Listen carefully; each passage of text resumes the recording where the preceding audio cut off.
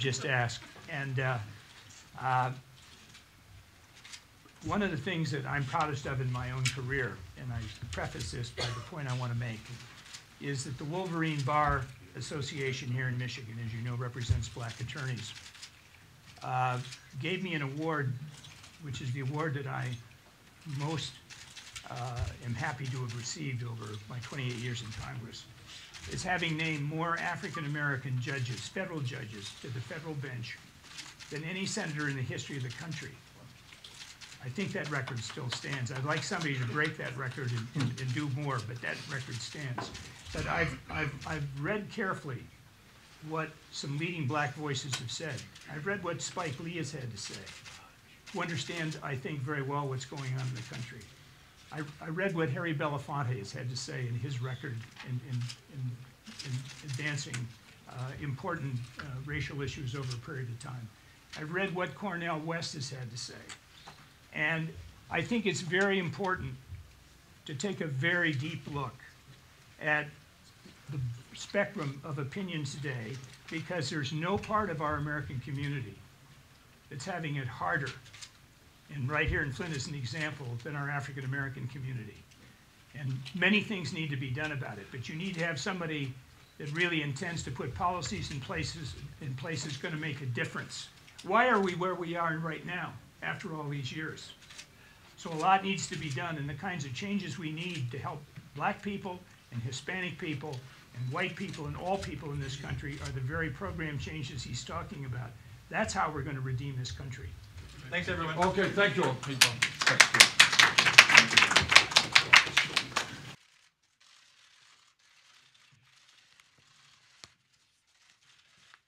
What a lot of familiar faces. Nice to see everybody. I'm Don Reigle, and I was born and raised here in Flint. I'm here with my wife, Lori Hanson Reigle. As some of you would know, and those of you that maybe have been in this business a long time, I spent 28 years in the Congress, 10 in the House of Representatives. I was a Republican for a while, challenged Nixon and Agnew on the Vietnam War change parties, became a Democrat, got elected to the United States Senate in a very tough race, and spent 3 terms, 18 years in the U.S. Senate. So for 28 years, I represented this community, coming from this community, in the state of Michigan, really 7 days a week. And there's really nothing that matters more to me in public service than what happens here and what's going on here now. And I want to say to all of you how much I appreciate your being here. I know you're here because the news is here, but you're here, and I understand many of you went out and distributed water and met people and walked around and looked at what Flint looks like today. I wish I could have taken you to Flint years ago when Flint was so different than it is today. And it breaks my heart, and it has to break your heart too, as you see this. We've got to fix these problems, and they're fixable. We go all around the world to fix other people's problems, and we often forget about the problems that are right here in our own backyard.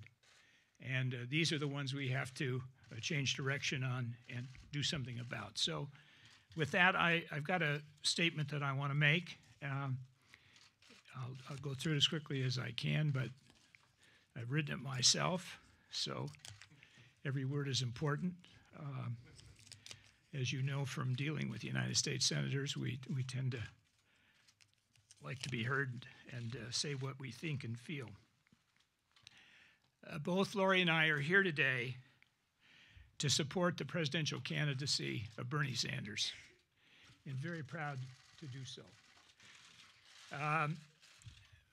Flint, Michigan is now the epicenter, really, of the breakdown of our proper system of local self-government, where, as you know, state government overseers from Lansing were imposed here by Governor Snyder.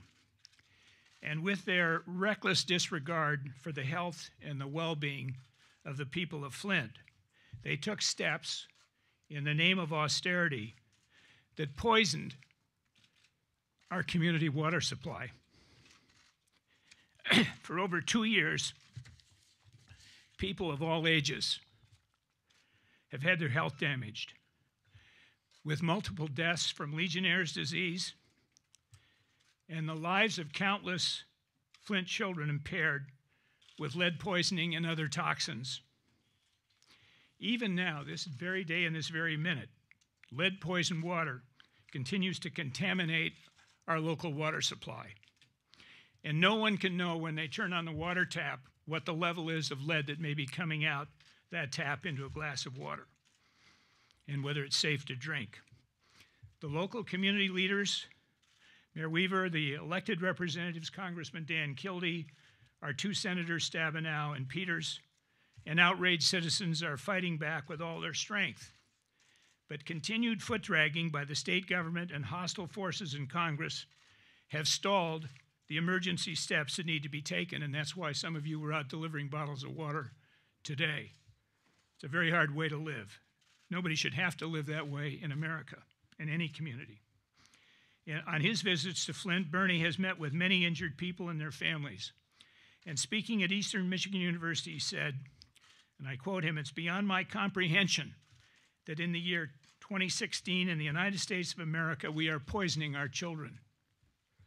Later, in meeting with the union members at UAW Local 600, Bernie said this: "If we can rebuild villages in Iraq and Afghanistan, we can damn well rebuild Flint, Michigan. And we damn well can rebuild Flint, Michigan, and we're going to do exactly that." I want to talk a little bit about Bernie Sanders' public service record, because that's part of what brings Lori and I here tonight. If you look carefully at his long record of public service, first as mayor of Burlington, Vermont, for 8 years, then as a House member in Washington, and currently as a U.S. Senator, he stands head and shoulders above all the other candidates in either party. Without question, he has the best voting record, the best and longest history of personal advocacy for equal rights, for human rights, and economic justice of all the candidates. It isn't even close. The record and the centerpiece of his presidential campaign offer us a vision that can strengthen America and begin to rebuild the shrinking middle class in our country. I think the most important fact about Bernie is that he is honest and trustworthy. That's an essential differentiator for me. I served with 7 different presidents, starting with Lyndon Johnson and going up through Bill Clinton. And I believe so strongly that the starting point in selecting a new president is believing in someone that you can trust, that what they say is what they truly stand for, and not just at election time, but they will keep their word.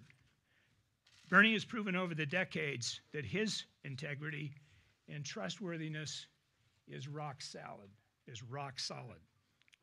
Beyond that, he has the wisdom and the courage to say that our current political system is broken and that it must be fixed. And I would say to you, you follow politics as much as anybody in the whole country does. You know the system is broken. We see it in Washington now. You see with the things that are done and the things that are not done. We've got a broken system, and we better fix it while we still can. He's pointed out that our system of financing elections by billions of dollars from the unlimited spending of special interest groups and what he terms the billionaire class has let them buy increasing controlling interest of our political system and of our economic future.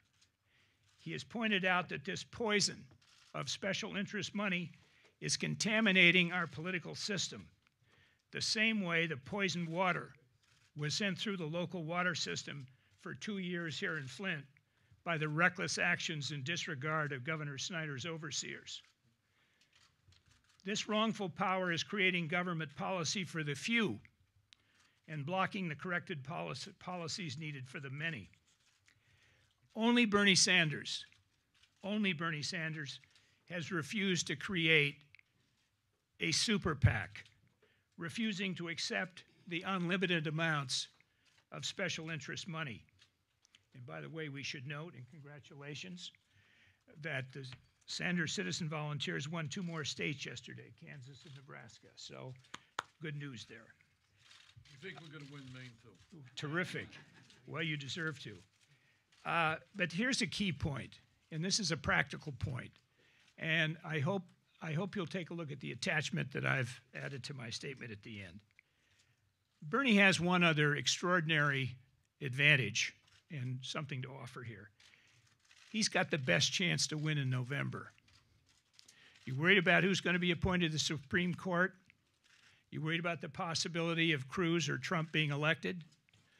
The person today who the American people and public opinion polls say they would vote for versus these candidates, and who can beat all of these candidates, there's only one, and it's this guy right here.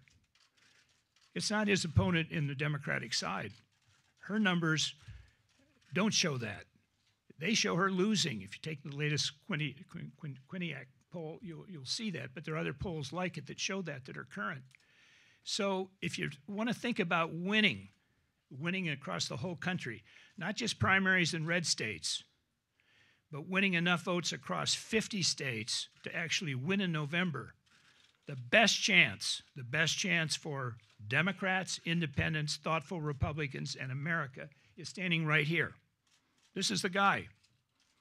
It may seem improbable because when he started out at 3% in the polls, nobody thought that there would be these kind of press conferences around the country, perhaps at this point in time. But that's the reason. And this is the candidate the people say that they prefer to see and would vote for in November. Does that count for something? I think it does. I think it does. And I think in the end, even superdelegates who may feel one way today are going to have to take a very hard look at that. And I think they may feel a lot differently a little later down the line. So he is our best bet for electing a Democratic president in November and protecting the Supreme Court. There's one other crucial aspect of the record that must be mentioned, and it's to look back and do a necessary accounting, and this is tough. I'll just forewarn you, because there's no mincing of words. There's too much at stake here, and all you got to do is walk around Flint to see that.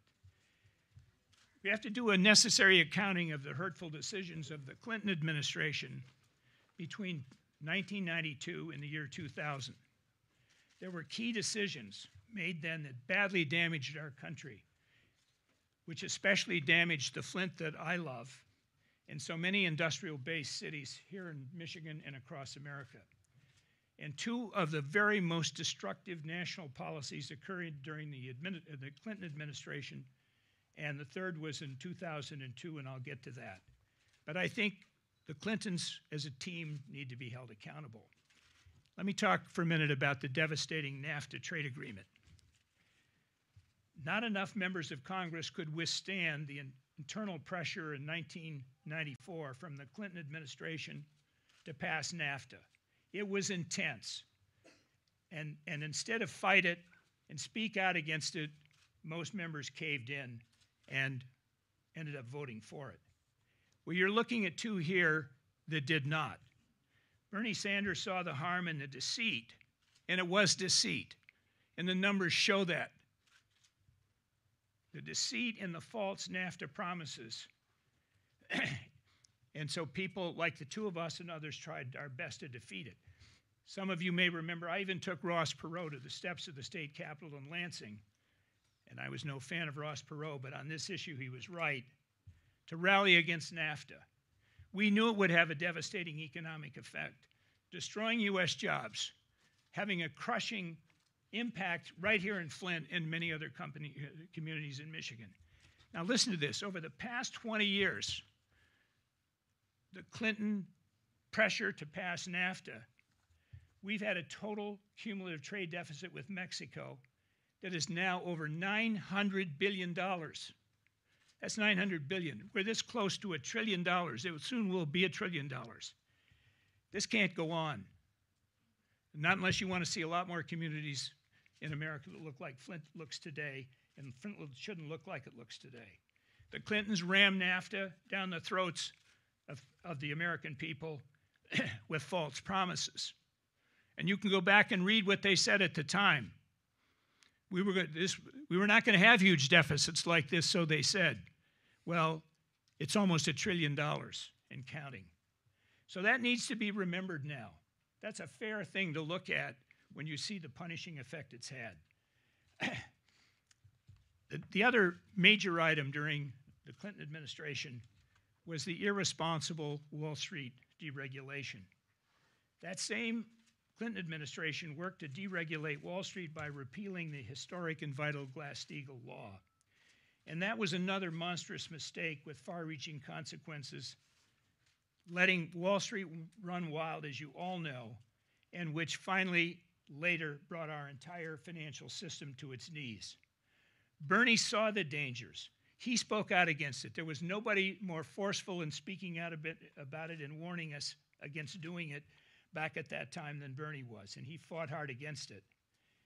That later market collapse, that financial market collapse, crushed people and communities across America, particularly in Michigan, and certainly right here in Flint.